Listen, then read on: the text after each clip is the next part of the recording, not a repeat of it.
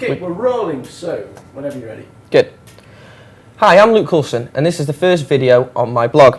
I'm sat with my younger brother Sam to interview him and talk about his career. Last year, I wrote an article about his injury, which was posted on the Stoke City website and which you can find below the video. Sam had to retire through a knee injury at the age of 19 whilst playing for Stoke City, and we're going to talk about that now. So Sam, how is the injury? The injury's going well.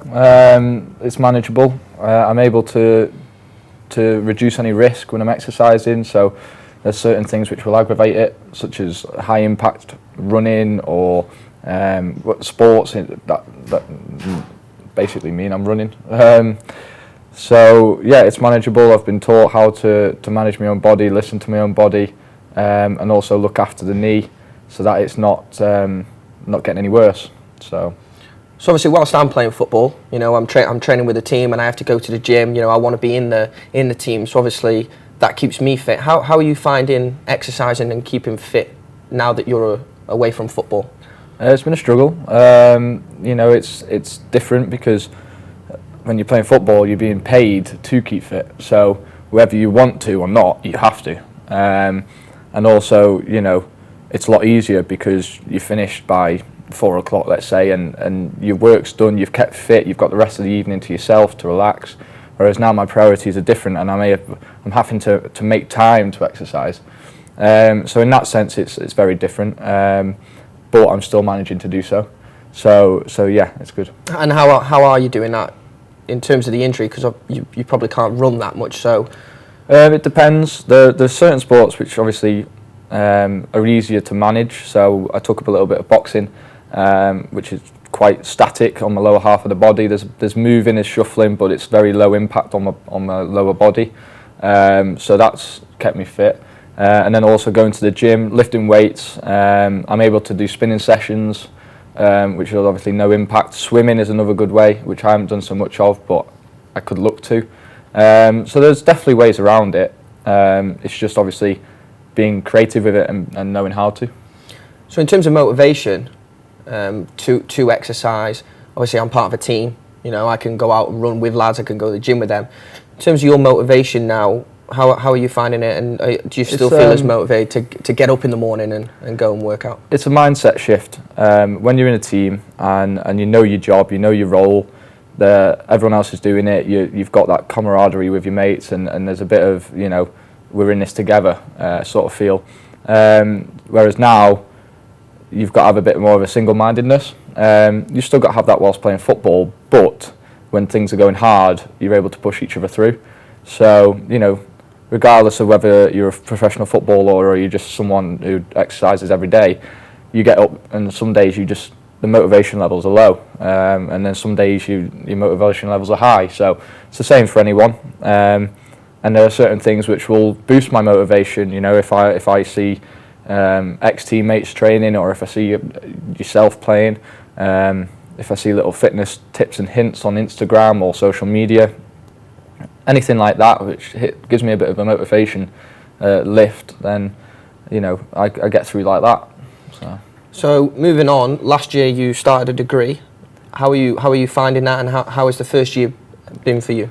I'm enjoying the degree. The degree itself is accounting and finance, which is it's not really just numbers like people think. There's a lot more to it, a lot more of a business sort of feel to it, a global feel to it, and it's very, very interesting. So I'm enjoying that. The first year's gone very, very well for my exams, and a lot of that's down to the fact that I'm interested. So I'm willing to go and do that outside work to learn more.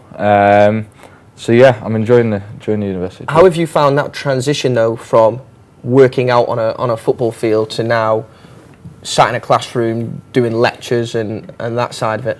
I've noticed a difference in terms of my body. So, you know, before I used to feel very loose, very free, whereas now I'll maybe sit down for a 2-hour lecture, stand up and my back's a bit stiff, or my knee might be a bit stiff. But again, that comes to me knowing my own body and knowing how to correct that. And like I say, I've taken up a bit of yoga, which I was doing during football as well, to keep me flexible and loose, and I've kept that going as well. So it's different, and it can sometimes bring new aches and pains to my body, but I think, like I say, I've got that knowledge from my previous career and years in sport to help me through that.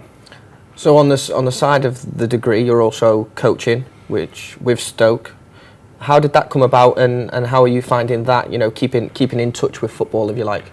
At first, I found it quite difficult because you're instilling knowledge which you've been told before or you've had to learn before, and it takes you back to when you were young. And also, you know, I see ex-teammates and ex-coaches around the place, and it reminds me of a potential possibility that I had to one day be a professional footballer at a higher level. So in that sense, it's been a struggle, but mentally I've been able to kind of manage that, and it is very fulfilling and very satisfying to be able to pass on knowledge which I have from my early years to young players who will hopefully one day become professional footballers as well. So in terms of the short future, what are your plans over the next kind of 6 months? Over the summer, I'm hoping to get a placement with PricewaterhouseCoopers, who are a big accounting firm, just to gain an insight as to what that career path will look like for me if I choose to go down that road.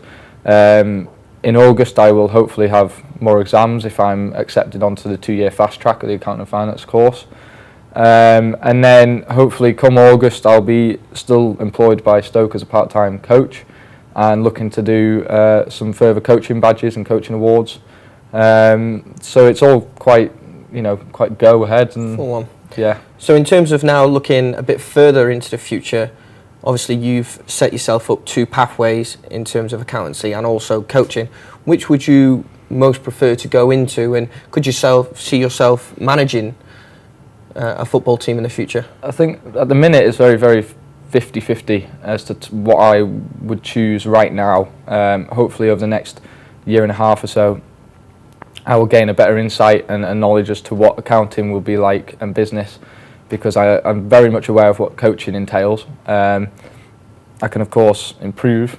I know football as an industry quite well, and I'm pretty sure that one day I could be a manager if I put my mind to it. So there's always that route there, but like you say, there's always the accounting route, and until I know more about what that entails, I can't really make a judgment call yet.